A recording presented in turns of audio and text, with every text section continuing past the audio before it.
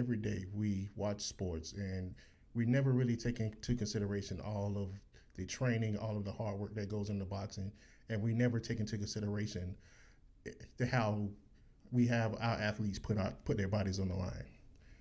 Last night we had a boxer, Patrick Day, in the 10th round knockout, stayed on the floor on the ground and was taken to the hospital, was now placed in a coma. As sports is something that brings us together, it's also something that we never take into consideration the pain and the other things that goes into it that hurts the family. Prayers up to Patrick Day, and we hope that you get better. Let's start the show. You're tuned into the hottest sports analysis of the week with your hosts Ron Dolbeck and Chris Roberts. And now, here's the first round.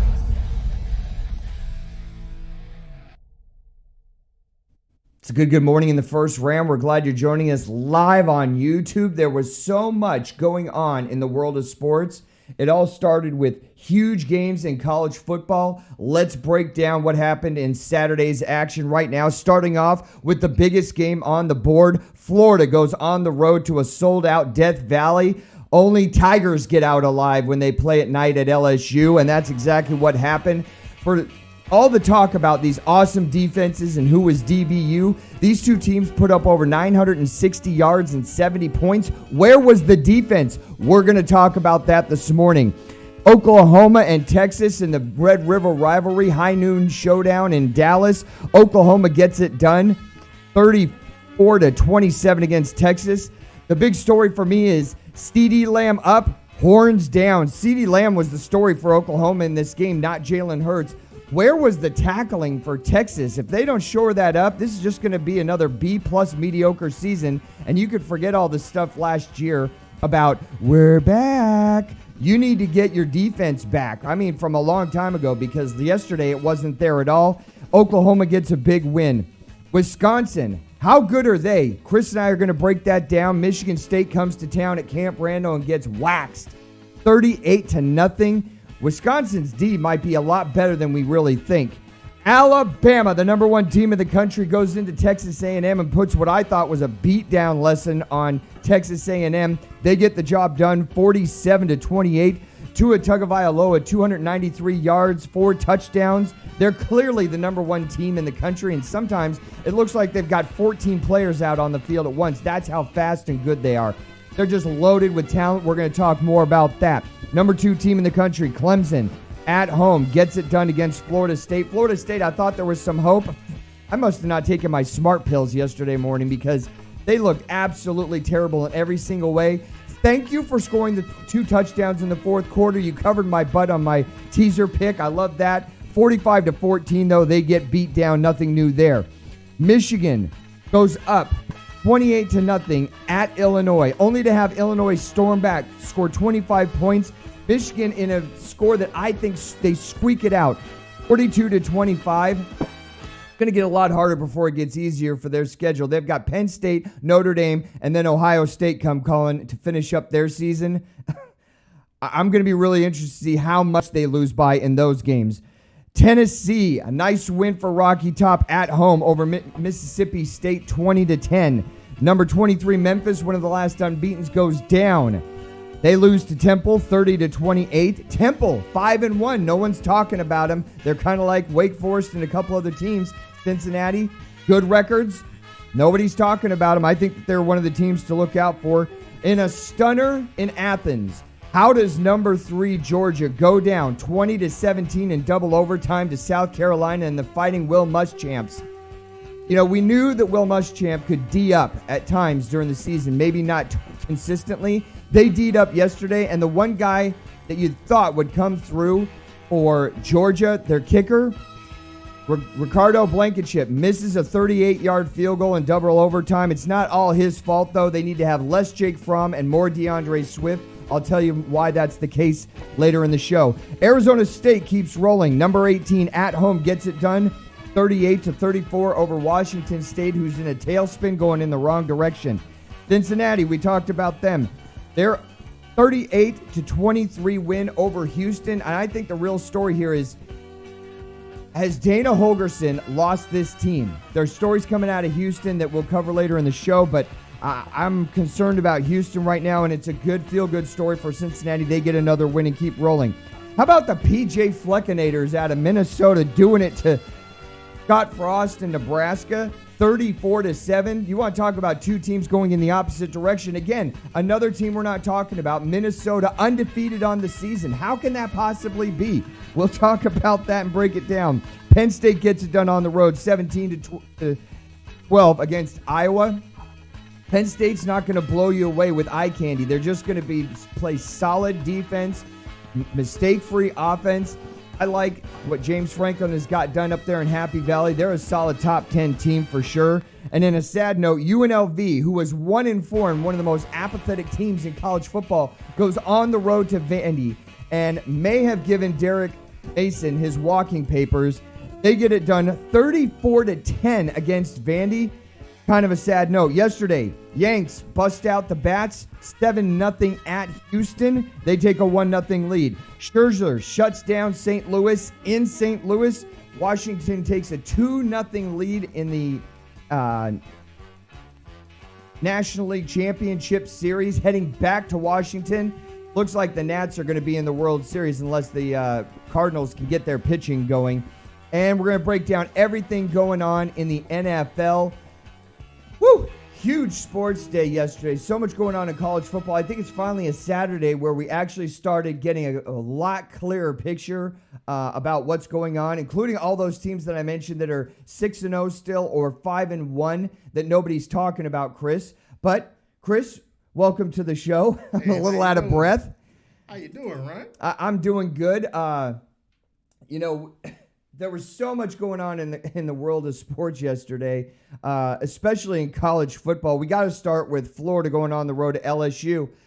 For anybody that had questions about how daunting this game would be, it absolutely was, and I think Florida absolutely lived up to the hype. They came out, their defense was fairly solid. Their offense kept with LSU pretty much the whole game until the end of the fourth quarter. And it just seemed like they ran out of gas. That's what it really looked like to me. But I say 2 thumbs up to Florida for coming into that environment, staying with LSU. But my question was, where was the defense? Almost 1,000 yards and 70 points yesterday for all the trash talk this week about how awesome the defenses were. And we heard about DBU and all the talk, which I can't stand pregame talk. Just show me the talk when you get out on the field. Where was the defense yesterday?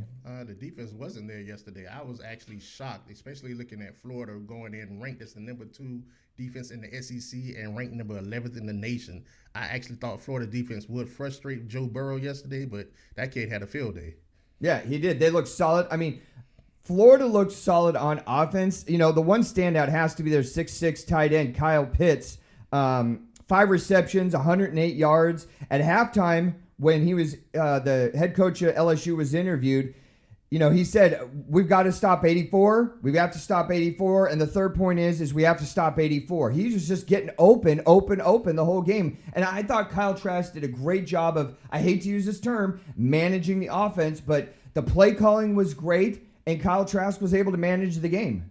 Yeah, he was able to manage the game. That game came down to a couple of plays that I saw that offensively, you kind of questioned Dan Mullen, like, what were you doing? And that one play was when they were right there in the red zone, and they tried to run an option. I'm still trying to figure out, why are you trying to run that option? Give this guy a RPO where he actually has options to get the ball to a Pitts or to a Henderson or one of those receivers that can take advantage of that secondary. So I'm looking at Mullen like you kind of cost them in that area. You're talking about in the fourth quarter, that last drive? Yeah. So there was no option on that play. Right. I mean, they built it to be an option pitch possibly to Pirine, but 1, Pirine was covered. Right. 2, there was 2 guys on Trask, and he didn't look like he had total command of the play. It looked like he knew there was an option, but it was like, I looked at it like he's carrying all the way. Right. I'm not even on the field. I'm not an NFL guy. I'm just a well-known internationally superstar model. I don't know that much about college football. I just know about modeling. And I'm able to look at the play and say, it didn't look like he was ever even going to pitch it in his head. And it just blew up. Yeah. And with it, the chances for them to win the game. Yeah, it did. And when you go back and I look at the interception he threw also threw in the fourth quarter, I'm still trying to figure out. Okay, you have a guy that's double covered. I mean, either throw the ball away or try to go through another progression, try to do something. But he tried to put the team on his shoulders, and again, that's something you can't do going into a situation like that. Just take what the defense gives you, or live to fight another day. I'm going to hit the man button on you just for using that phrase, but I don't have too much criticism of either of these two teams yesterday, especially Florida. I mean, this was the game, it was so good. Somebody had to lose, though. Both teams played exceptionally well. I don't want to critique Dan Mullen too much. I thought they played with heart. I thought they were well prepared. There wasn't a fumble in the game. There wasn't too many penalties. Yeah. It was just a well-played game. But, again, you're on the road, and you're going up against the second-best passing team in the country, and LSU's offense is just a well-oiled machine. I want to get your take on this, but the thing that I walked away from watching this game yesterday was both these teams are legitimate top 10 teams. Both these teams, I mean, if they played in Florida, I could see the same result being flipped and Florida walking out. It's not like they got blown out, but I look at these teams and I go, Florida's got to be in that top 7 teams. There's 6 or 7 teams right now that I think are legitimate playoff teams, which goes to my point, which is we should expand to 8 teams. 4 is just not enough. You get too many one-loss teams that are arguing over schedule and what conference they play in that could make a great point for being in the playoff, and they can't because we only have 4 teams. Expand it to 8 and maybe have 2 wild card teams. I don't know how they would work that out, but all it means is more money for the NCAA. But both these teams, what I walk away from the game yesterday is they're both legitimate contenders. They're both legitimate, strong teams. Very few weaknesses. What did you see in the game, though? What I saw in the game was I saw Florida actually keep up with this high-powered LSU offense at home. They scored 28 points. I mean, LSU goes down and drive, and Florida comes right back down and drive. And the most important thing is how quickly LSU was able to score, because Florida, they had the time of possession. They had more time of possession, and LSU was able to go down and do quick strikes. Mm-hmm. Quick strikes. Oh, yeah. As Florida was methodically moving down the field. Right. So that lets you know that LSU can play, up tempo, or they can play you straight up and control the time of possession. I like the way their offense is able to move. So this is one of my 5-star millennial teaser picks of the week, and I took Florida plus the 19, and I was, I got to tell you, I was obviously rooting for Florida to win because that was one of my picks, but every time LSU got the ball, I legitimately was thinking they're just going right through this defense. I mean, their offense is no joke. And when we think LSU, even going past Les Miles, going past Saban, going back to the Jerry DiNardo years, right, we don't think of LSU as a high-powered offense. We think they're going to run it, and we think of the running backs that they've had, and they're going to have big tight ends that they go to once in a while and maybe open up their running game, because you can't leave Odell Beckham out of that conversation. But they're not known for having an offense like this. And yesterday, they just showed out. I mean, seriously, against a really good defense, their offense was more than impressive to me. Yeah, so, I mean, I think the reason that their offense is opening up now is now you're starting to see an influx of more offensive coordinators come from the NFL. LSU's offensive coordinator, guess where he came from? Yeah, New Orleans. Yeah, New Orleans, I mean, you have New Orleans. Yep. That New Orleans with that quick strike spread offense, and it's working. It's working good for Joe Burrow. Joe Burrow, he's a grad transfer, so he has more time now to actually sit there, study the offense, and make the offense more efficient. I think that was the key to his success this season. 5-star job for LSU, getting it done at home against a top-ranked team. Florida, nothing to hang your head about. I mean, A-plus effort. You're absolutely a top 10 team. The team that we saw in the first 3 or 4 games of the season has showed a maturation rate that's like skyrocketing, and they absolutely look like a contender. We'll put a bow on that one. I wanted to get to Oklahoma and Texas. Oklahoma gets it done 34-27. Going into the game, we thought that the story would be Jalen Hurts and Sam Ehlinger and how much offense they're going to put up. The real story was CeeDee Lamb going horns down and CD up.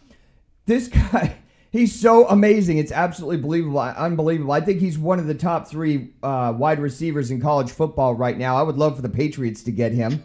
I bet you would. 10 receptions, 171 yards, 3 touchdowns, made the Texas secondary looked like they were just lost. I mean, it was like Keystone Cops in the secondary yesterday. The one play that was, the kind of Statue of Liberty flea flicker type play was the flea flicker play where they Jalen Hurts throws it down the right-hand side. Nobody's within 20 yards of CeeDee Lamb, and then he's got 4 defenders around him, and none of them tackle him. He goes in for the end zone, and then the one in the second half where he's down on the right-hand side heading towards the south end zone, there was 3 Texas players right there that could have tackled him. None of them do. I think the story of the whole game is the terrible defense for Texas and CeeDee Lamb showing out. I mean, you want to talk about a one-man smackdown on a defense? CeeDee Lamb is for real, man. I mean, we knew he was talented, but yesterday he just... That's like, not in the Heisman conversation, but that's a Heisman game. Yeah. And he made a statement in that game. Yeah. My takeaway from that game, believe it or not, was Oklahoma's defense. Yeah. Oh my gosh. The first half of Oklahoma, their defense was on point. That first, going into halftime, Texas didn't even have over 100 yards going into halftime. That's crazy, especially as high powered as Texas is with Sam Ehlinger back there at quarterback, and then you're having your complement of receivers.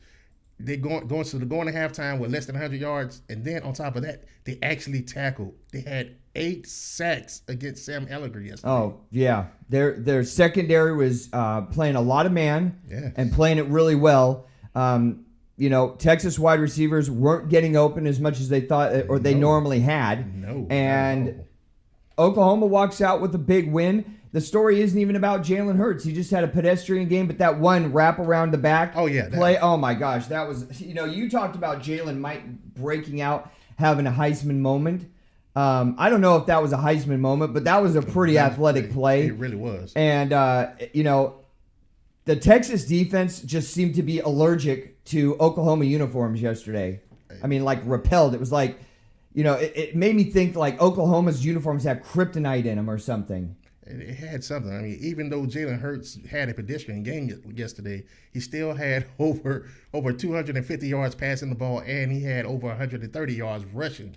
So he still scored 4 touchdowns and a rushing, 4 touchdowns, which is 3 passing and 1 rushing. So the fact that he's still able to put up those type of numbers with the game that CeeDee Lamb had yesterday shows that Texas, no, you're not back yet. Not at all. Speaking of not being back yet, let's go to the other side about being completely back and maybe you never left. Wisconsin gets it done at Camp Randall, 38-0. I mean, talk about getting taken to the woodshed. Mike D'Antonio has got to be scratching his head right now. First of all, the only thing you hang your hat on as a Michigan State fan is your defense. That was absolutely MIA. Never even showed up. And then you get blitzed on offense. Here's the stat that I found was interesting. Brian Lewicki, the quarterback that I haven't been too high on all year, goes 7 for 16 for 53 yards and 1 interception. Why aren't we talking about Wisconsin more? Well, I don't know why people are not talking about Wisconsin. What we need to talk about is how Wisconsin's defense has pitched 4 shutouts this season. They actually are tied for second as far as defense's offensive scoring. Behind, of course, my 93 Florida State team that nobody, everybody sleeps on. But they actually allowed only 28 points this whole season. So that's the question of what everybody needs to talk about. Jonathan Taylor, he had a pretty, I would say, pedestrian game by himself. He had 80 yards, 2 touchdowns. Yeah, but nobody talks about this defense of Wisconsin. Yeah, the they hold Michigan State, who isn't known as an offensive juggernaut, to 149 yards. Here's the stat of the day, though.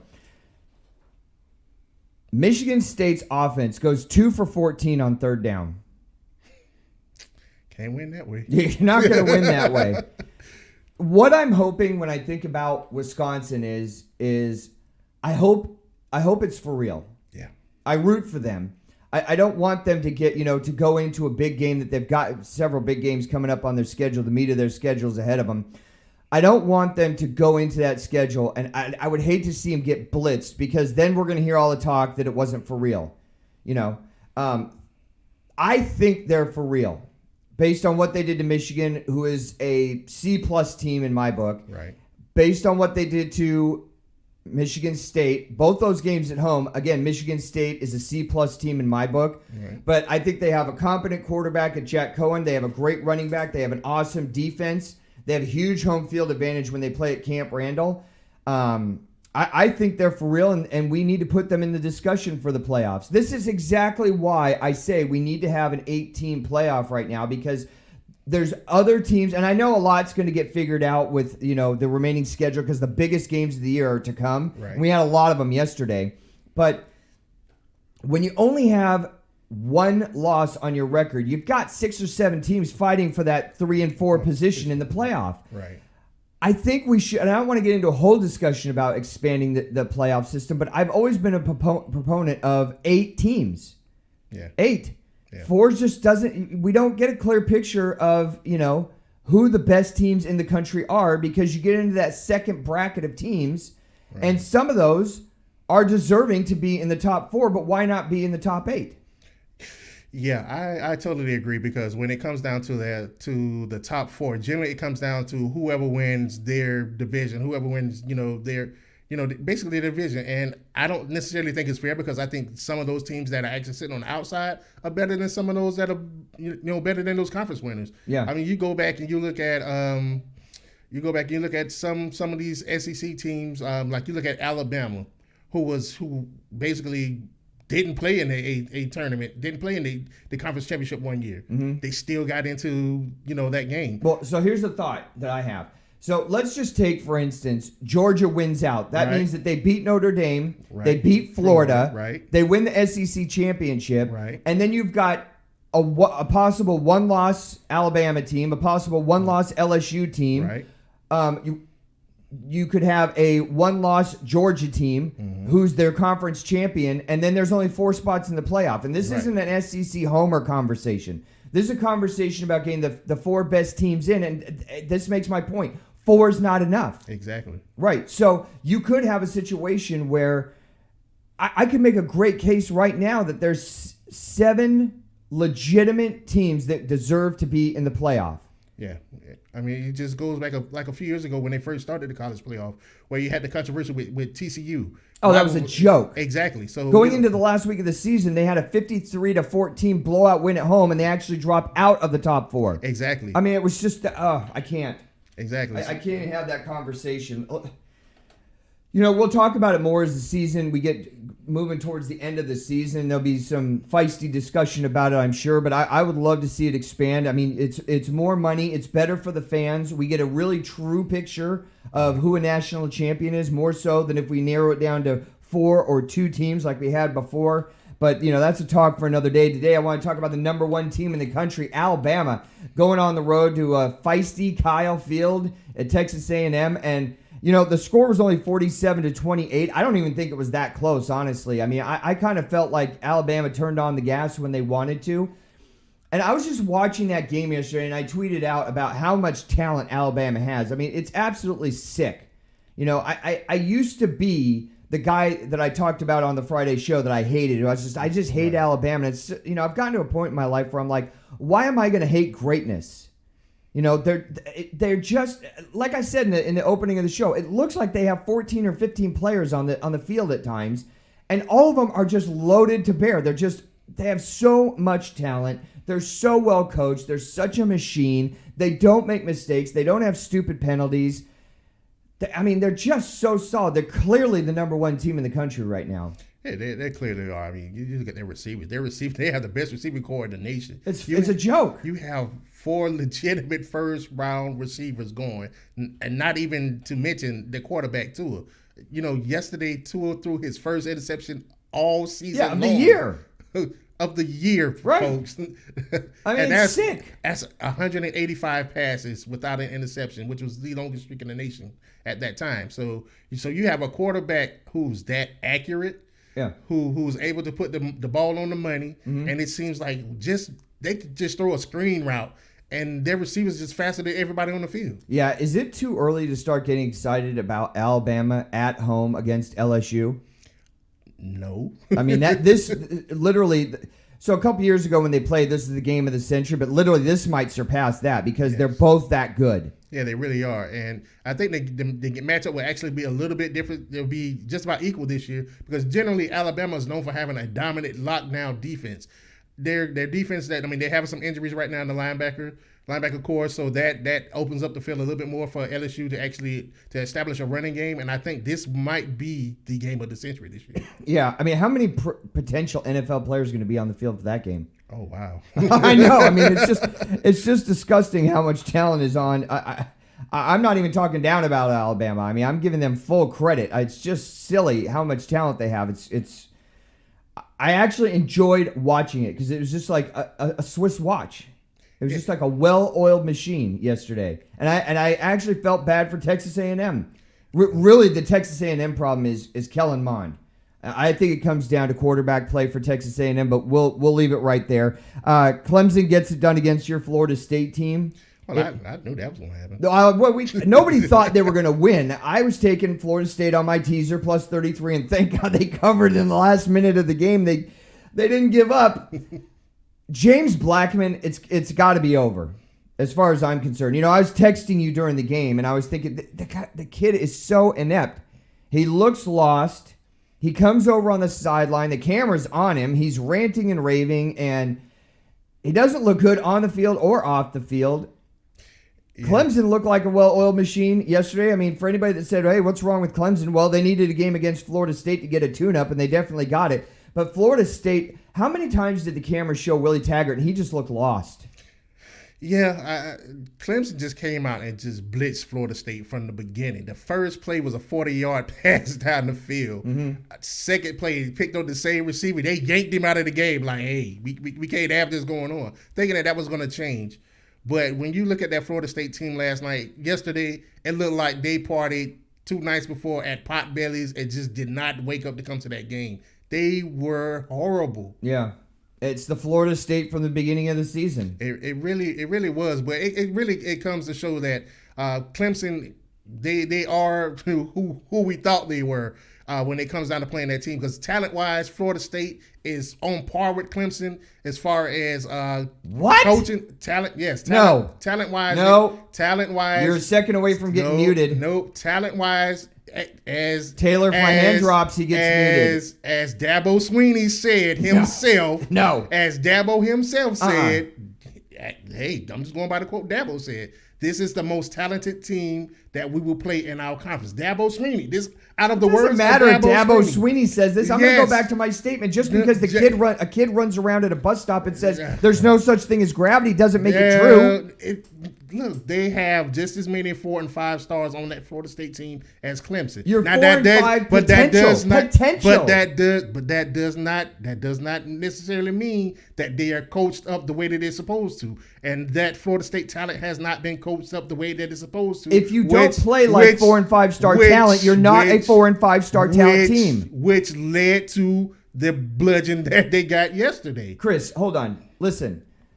Kids coming out of high school that are 4 and 5 star players are not 4 and 5 star players in college. It's called player development and living up to potential. Potential is nothing. It's energy in a can. You got to be able to open the can. Exactly. That releases the talent that has matured through player development. Again, that goes on They don't have as much talent as Clemson. Are you out of your mind? That goes on. Again, that goes to the coaching staff. Again, that's what I said. It goes to the coaching staff. Look me in my eyes right now. The coaching staff has not coached these guys. Okay, look me in my eyes and tell me Florida State has as much talent on their team as Clemson. They have just as much talent as You're Clemson. out of your mind. No, sir. I think we look at things different. No, I'm not. I mean, we're just looking at things. Let's just look at quarterbacks. Trevor Lawrence. We're going to agree to disagree. Let's go to the next Trevor Lawrence or Alex Hornibrook and James Blackman. Agree to disagree. You want to start the fire, and then you don't want to put it out. Alex Hornibrook and James Blackman. Look, what I've said. Talent-wise. Yeah. Alex Hornibrook. Okay, so they have that James Blackman. They have that check mark at quarterback. Look at all the wide receiver talent that's actually producing at wide Clemson. Receiver talent Who do you have Florida State? Who? You have Tamori and Terry. Doing you what? You have Keyshawn Helton. Doing what? Go look at their stats. Yeah, I'm looking at the results. What are they? Go look at their stats. Go look at their stats. If Tom Brady never wins a playoff game, he's not a Here Hall of Famer. To Tom Brady again. Oh my God! Here we go comparing apples and oranges. You talking results. Tom Brady? You're talking Tom Brady If you- Tom results. Brady. And, Okay. Exactly. Let's agree to disagree and move to the next subject. This is the last sentence on it. Talent, Oh, results. Let's agree to move to the next subject. Well, we will move to the next subject. Thank I you. think there's a Let's player go. development problem at FSU. Exactly. But to My say they point, have as much talent on their team have as just okay, we're going to much go round and talent. round. You're wrong. It's Exactly. okay. That's I'm the great not- thing about living in America. You can have any opinion you want. You're still wrong. Let's talk about Georgia's meltdown. They go play South Carolina at home in Athens. Here's the thing. When Jake Fromm has more than 30 attempts passing the ball, let it go. They don't win. They don't win the game. There was too much Jake Fromm passing and not enough handing off behind that huge offensive line. I think their offensive line averages 325 pounds, and they're all about 7 feet tall. DeAndre Swift is a Heisman caliber talent, whether he's in the conversation or not.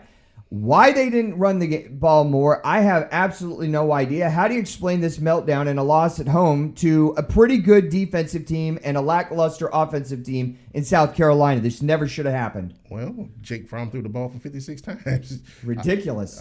He had 3 interceptions, 1 touchdown, very ineffective. And DeAndre Swift ran the ball for 23 times. You have a plethora of running backs. You're known as running back Yep. but you didn't take advantage of your running backs. Never should have happened. Here's some of the teams that we're not talking about.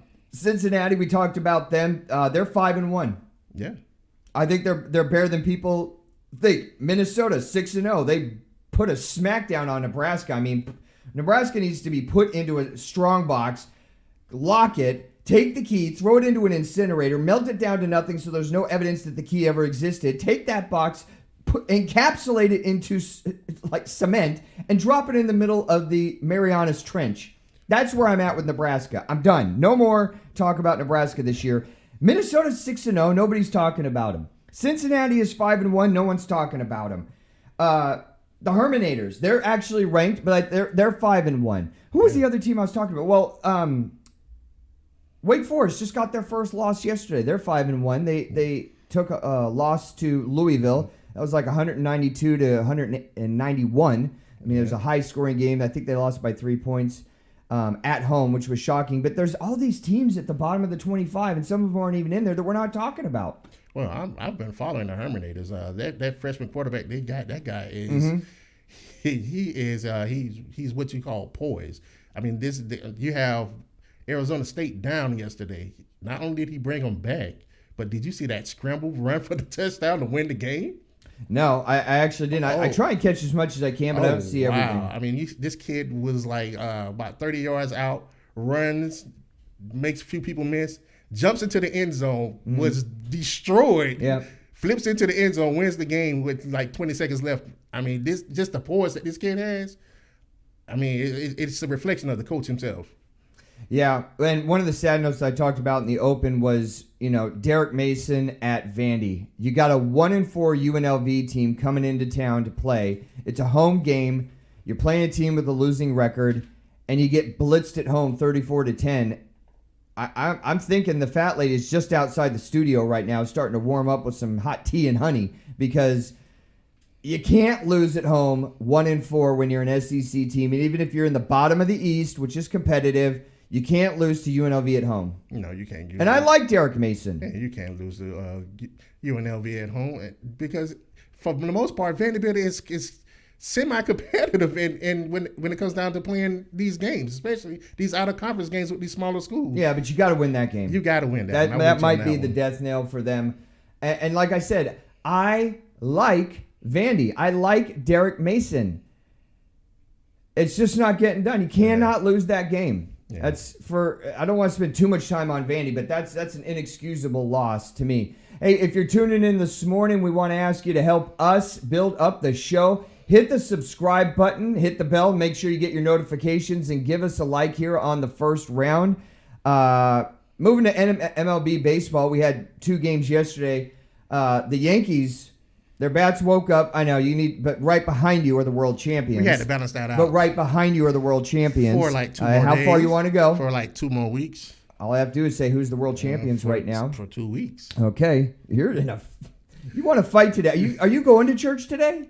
Oh, man, look, I got fighting clothes in the car, man. I'm ready today.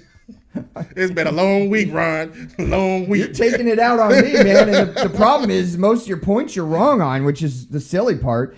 But they get an impressive win at Houston to start that series 7-0. They take a 1-0 lead. Tanaka actually pitched pretty well. I didn't think that Greinke did a bad job. It's just that, the story with the Yankees is what we thought they would be, is their bats woke up. Mm-hmm. Yep. And, we have the young one, the next great one, Gleyber Torres, who actually played pretty well in the first the ALDS. He hit .417. He had some doubles and a couple home runs. And so the fact that he's actually playing well in this series, as last night, he had a double and a home run. So we have our young batters, as well as we have Stanton, for some reason, has gained some patience at the plate. So with that happening and that offense is able to keep moving, I think we'll be able to kind of be able to maneuver around this Houston pitching staff. With a 7-0 win, the question that's in my head is, Game 2, you got to face Verlander. He's been lights out this year. I mean, he just doesn't seem to get old. I'm not talking about his last outing. Yeah. That wasn't that bad. I was getting into it with a fan of the show yesterday about, Verlander got blitzed. He didn't get blitzed. Game 2, you got to go up against Verlander. This is a must win. And we're already at a must win situation in Game 2 for Houston. I mean, because on top of that, you're going to Yankee Stadium, and you know what's going to happen there. So if your bat's going to come to play at Houston, you can't get up for this game, and you're going back to Yankee Stadium, it's a possibility you may not come back to Houston. Game 2 in the NLCS, we saw Max Scherzer shut down St. Louis. St. Louis drops the first 2 games at home. Is it over? We can't never say that it's over in baseball, simply because we know that there is no such thing as home field advantage in baseball. But that you just got to look at that pitching staff that the Washington in Game 3, first of all, you go back to Washington. Yeah. Game 3, the Nats are going to be starting Strasburg. Right. So that's what I'm saying. Is this series over? It just may be, just may be. But you never can say never. Because your Red Sox did come back 3-1 and beat my Yankees, so you can never say never. Are you talking about that year Mariano Rivera? Yeah. Lost it in the ninth? Yeah, pretty much. That was 04. Oh, that was so beautiful. I bet you it was. We got some new memorabilia on the set. There's a cool story with this. So all this is all PSA DNA certified memorabilia I've been collecting for like 35 years. I try to get the best players at their positions ever. So, I've got Archie Moore. I have the top 5 boxers of all time. I put Muhammad Ali in there, Rocky Marciano, Joe Louis, Archie Moore. We got Red Auerbach, Bill Russell, Steve Carlton. A lot of great players. And we try and rotate out new pieces every once in a while. This one was on the desk this morning. There's a cool story about this ball. Have you ever been to the Hall of Fame in Cooperstown? No. So I have, and they sell, bats that have Hall of Fame written on them. And this one is a ball, a black leather ball that has National Baseball Hall of Fame printed on there in silver, and it's a black ball. The thing about it is Pete Rose, about 4 doors down from the Hall of Fame in Cooperstown, used to set up shop and sign autographs. Right. But he could never, as we know, get into the Hall of Fame as a player, right? He was kind of blackballed by the Hall of Fame. Exactly. Well, the Hall of Fame was selling these balls, and he found out about it and sent a bunch of kids down to the Hall of Fame, and they got 30 or 40 of these balls before the Hall of Fame figured out he was buying them and signing them, and then they pulled all the balls. Oh, wow. Pete Rose signed this one. It says, Pete Rose hit king 42-56, which is the amount of hits that he had in his career. But the funny thing about it is I had it sent back to the Hall of Fame to get authenticated. So they had to authenticate this ball and say it was signed by Pete Rose, blackballed by the Hall of Fame. Now, what's the irony of that? That's the only reason I bought this piece was because of the rarity and the story behind it. Otherwise, I never would have bought this piece. A whole nother story. Yes or no, Pete Rose in the Hall of Fame? Unfortunately, no. No. Okay, so you wanted to stop fighting. This is good. You're offering the peace pipe with me this morning. Yeah, no way. We'll get into that discussion someday. And if callers and we're going to get our phone lines up in a couple weeks. But anybody that wants to discuss whether Pete Rose should be in the Hall of Fame or not, You can reach us at thefirstraundrd@gmail.com. We welcome your questions and comments about the show, and that's a discussion we can go round and round about. Does he deserve to be in there? Yes. Did he invalidate himself by betting on his team, against his team, for his team, lying about it? Yes. He does not deserve to be in there. And moving to the NFL, big game that I think is out there right now is Houston goes on the road to KC. Tyreek Hill, possible not to play. Sammy Watkins ruled out for this game in a week where last week KC's offense couldn't get going against the Colts for some reason, at home for some reason. And Houston comes in after putting up 52. It just seems too easy to take the 4.5 points if you're Houston. Yeah, it seems too easy. We're just going to see if they can actually get a running game going, because to have it all on Pat Mahomes' shoulders and have a couple of no-name receivers, him passing the ball, it's not looking good for KC right now. Tyreek is impossible to play, and if you don't have that, then you're going to Shady McCoy to build your running game with? You have to do something. I mean, Pat Mahomes needs some help. Yeah, it can't be just Kelsey over the middle, and with Sammy Watkins out, so I'm taking Houston plus the 4. By the way, we didn't even mention, I thought that you would have brought this up and tooted my horn a little. My second 5-star millennial pick teaser of the week covered. I am now 7-0 on the year against the spread on teasers. Texas, I took Texas plus the 17.5. Yeah, you did. Then I took Florida plus the 19.5 on my teaser. Yeah. They both covered. You just don't want to give any credit this morning. No. That's fine. Philly goes on the road to Minnesota. Minnesota has an awesome defense that I believe in. They have a good running back that I believe in. And then they have Kirk Cousins, who I have no faith in. Philly's getting 3.5 points. They're playing consistent, especially the last couple games. Yeah. Won last week against a very terrible team. And the week before when they played Green Bay, they looked really good on the road. Right. I'm taking Philly plus the 3.5. Yeah, I agree with you. I take that 3.5, Philly plus the 3. I think that Kirk Cousins, he has a lot of making up to do with Stephon Diggs. He did so with with Thielen last week, as he had a decent game last week, 2 touchdowns. But Kirk Cousins, he can't get it done. As good as Dalvin Cook is, without Kirk Cousins handling his business, I have to go with Philly. Dallas goes on the road. Sam Darnold is back on the roster for the Jets. Mm-hmm. I'm not sure if he's going to play or not.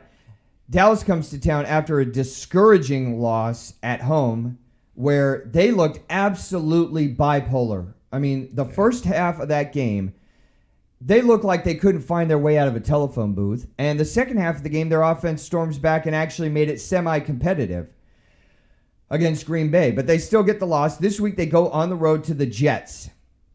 And shout out to my friend Pastor Mike with Final Hour Ministries in Ocala, Florida, who's a big Cowboy fan. I'm not sure why. They haven't been relevant since I was a fetus. Having said that, we love all the good work that they're doing with Final Hour Ministries down in Ocala, Florida. Mike is a big fan of the Dallas Cowboys, who should get a win today against the Jets. They should get a win. I think Dallas does rebound today against the Jets. Bringing back Sam Darnold back, and with that offense is not necessarily moving. This season, I think Dallas picks up the win. Do you believe in Gase, the head coach for the Jets? No, I didn't believe in Gase when he was in Miami. So. I don't either. I don't know why they brought him in. It just seemed like the most convenient fit for them at the time because they had to get rid of Todd Bowles. But I don't believe in Adam Gase. And I actually thought this year that they had enough talent. Speaking about talent, they had enough talent on that team to be a 7 or 8 win team. And I know they lose Sam Darnold for several games to mono, but I just don't think there's enough ammunition in the gun. I think Dallas gets it done today. The next game I wanted to talk about was actually, you know what? I wasn't thinking about this, but I'm going to put out a teaser pick today. If you go on an NFL teaser pick, I'm going to try and go 8-0 on the season. I'm taking Cincinnati. I'm taking Cincinnati on the road at Baltimore with possibly A.J. Green not playing. They look as terrible as they could possibly look. Mm-hmm. I don't believe in Dalton, their quarterback, at all. He's done absolutely nothing since he's been in the league. I think Baltimore has something to prove. I think Baltimore is playing at home. And in spite of all that, I'm taking Cincinnati. They're getting 11 points. Tease it up and give me the 17. I'm taking Cincinnati on the road to cover the 17 points on my 5-star millennial Sunday morning dress for church pick of the week. I'm going to try and go 8-0. I'll take Cincinnati plus the 17 points. You sure about that? I'll give you some stats. In the last 6 games between these two teams in Baltimore, it's been decided by 7 points or less. I'll give you another stat. John Harbaugh, a coach that I respect, who I think does a good job in the NFL, he's 10-12 against Cincinnati. That's not against the spread. He's 10-12 against Cincinnati. Just different coaching regimes. That goes back to Marvin Lewis and right, and who's not there anymore. Who's not there anymore and was able to kind of draw up defensive schemes for that team. But how many times do freak things happen when you look at a game? It's Tampa Bay against, I don't want to say the Patriots, but the Patriots, or, freak stuff happens in the NFL that doesn't happen in college football more frequently. There's just freak games. This is just the game that I have a feeling about. It's a freak game. I'm getting 17 points. That's what I'm feeling. Yeah, and granted, it is a interdivision game. But I just think that Baltimore has too much for this Cincinnati team, who hasn't really proven anything all season long. No, they haven't proven they actually could win a game yet. So I think Baltimore gets the win. I think Cincinnati covers the spread. Last game I wanted to talk about, San Francisco 4-0. Yeah. Preseason, everybody's like, Jimmy G stinks. He's throwing 5 interceptions in, practice before the season starts. He looks solid. They have one of the best running games in the NFL. Their defense looks solid. Besides, Sherman, who's seeing things, the whole handshake thing with Baker Mayfield. I don't know what he was thinking. Maybe he was just trying to put Baker Mayfield in a bad light. He does that himself. Going up at the Rams, given 3.5. Todd Gurley's not going to play in that game. And I think Jimmy G looks solid in that game. San Francisco's getting 3.5. I'll take the 3.5 on this one. Yeah, I take the 3.5 on that too. I'm looking at this Rams defense, who for some reason can't seem to stop anybody this season. Yeah. I'm looking at San Francisco having a solid season. They were able to dismantle the Cleveland Browns last week, 31-3, and I think they pull out the win today. Real quick, I wanted to talk about the Cleveland Kardashians just for a second. They're playing Seattle at home. This has actually gone down to a pick'em game at this point. From now on, I tweeted out, it's the Cleveland Kardashians. Yeah. A whole bunch of talk, no results. Like, right. What have you actually done? Right. Hashtag Cleveland Kardashians. What have you actually done? I'm like so over this team. It's not even funny. It's a pick'em. I like Seattle on the road. I like Seattle simply because Cleveland hasn't showed me anything. Well, simply because they've shown me that they're bipolar, they're drama magnets. Right, but I'm going with them simply because they have the stable quarterback with Russell Wilson, who's already proven that he can win the Super Bowl and that he can go in and win those tough games in those type of environments. I'm going with Seattle with that one. One of the best 5 quarterbacks in the past 10 years, Russell Wilson? I would say so. Yeah, I would say so too. Obviously, number 1 is Tom Brady, but you already knew that, didn't you? Other things going on in the world of sports that have piqued our interest, Chris? Well, we have Simone Biles, who has captured, another medal. She has a chance to capture another 3 medals to actually go on and be the leader in medals when it comes down to these gymnastics competitions today. We also have, we had the issue with Penn State last night with the shirts, which was very interesting, simply because the players were actually standing up for one of their comrades last week, who received a letter last week from a Penn State alum about their appearance, about the dreads. I love the fact that the team about stood his up hair. About his hair. Yeah. Right. Yeah, I thought that was a story kind of about nothing. I thought the it was T-shirts. I thought it was the hair. It was about nothing. But one rogue idiot out there doesn't deserve our time. Yeah, it doesn't. But at the same time, being that the polarization of how we're living, how today is going, in today's times, it was a story that should have been nothing. But the fact that the young man answered with class, he could have came back and, like some young people do, and just shoot back some nasty negative response to him. But the young man was positive about it. He kept it moving, and I love the fact that the team stood up for him. And the last but not least, Well, James Franklin's a quality coach. Yeah, he's a stand-up character guy, I think. Are you going to talk about the Kenyan racer? oh, we talk about him too. Well, He went sub 2 hours on the marathon? Yeah. Yeah, go ahead. Yeah, he went sub 200 on the marathon, but unfortunately they won't certify that simply because he had pacers running with him. He had to run it, right? He had to run it. Nobody pushed him or helped him or carried him. No, I didn't. So I we're didn't see a golf recognizing cart. it. Yeah. That's a recognized world record. The fact that a human being could get his body to move that far in such a small amount of time. Yes. I don't know how those guys do it. I mean, they weigh about $125. I don't either. I don't know what type of training regimen that they go through to run those marathons. I don't either. I couldn't do it. But my last story is from the UFC, where we had a young lady who actually fought a match last night with a broken foot. And Joanna Jędrzejczyk. Yes. Yeah, the Polish fighter? Yes, she fought that fight with a broken foot and won. Yeah, Joanna Jędrzejczyk. Yeah, the UCF fighter. She hasn't been doing too good over the last couple of years. She's had a couple of tough losses to Rose, and I can't remember who the other girl was that she lost to, but she's kind of been trending down lately. Yeah, but the fact that you're able to go in, win that fight with a decision with a broken foot. Yep. That's powerful to me, ladies. Well, maybe it's a turn in her career. That music can mean only one thing. A short Sunday show has come to an end. We want to thank our support staff. First off, subscribe, like, help us build the show. If you enjoyed the show this morning, tell your friends about it. Have them log on and subscribe to The First Round. If you want to get a hold of the show, thefirstraundrd@gmail.com. Our support staff, Chris, great job this morning. Appreciate you having you here. And it's like two guys sitting on a porch talking sports. I love talking sports with you. Awesome job. The man on the board, equally doing an awesome job. Taylor, the Son of God. El Presidente Chet 40, thank you for participating. For all of us here in the St. Jude studios, we appreciate you watching. Go tell a friend about the show. Help us build up The First Round. We'll be here live on YouTube next Friday at 7:30. Until then, have a great week.